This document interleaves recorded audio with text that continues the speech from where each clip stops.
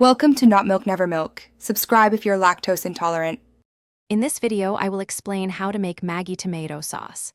First, select about 2 pounds of ripe, red tomatoes, such as Roma or San Marzano, for a rich base. Next, ensure you have 1 to 2 Maggi seasoning cubes or a tablespoon of liquid Maggi.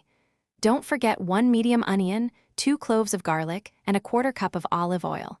These ingredients are crucial for a flavorful sauce. Now let's prepare your tomatoes. Begin by washing and coring each one. Then, carefully score a small X on the bottom of each tomato. Blanch them in boiling water for about 30 seconds, then immediately transfer to an ice bath. This makes peeling the skin off very easy. Once peeled, roughly chop the tomatoes, ready for cooking. Next, we build the sauce's flavor. Heat 2 tablespoons of olive oil in a large pot over medium heat.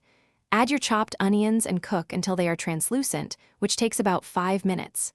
Stir in the minced garlic and cook for another minute until fragrant. Now, add the chopped tomatoes, 1 Maggi cube, a 1/2 teaspoon of salt, and a 1/4 teaspoon of black pepper. Bring to a simmer.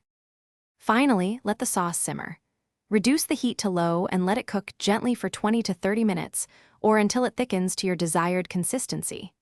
Stir occasionally to ensure it doesn't stick to the bottom. Taste and adjust the seasoning, adding more Maggi, salt, or pepper if needed. Your homemade Maggi tomato sauce is now ready to enjoy with pasta, rice, or any meal.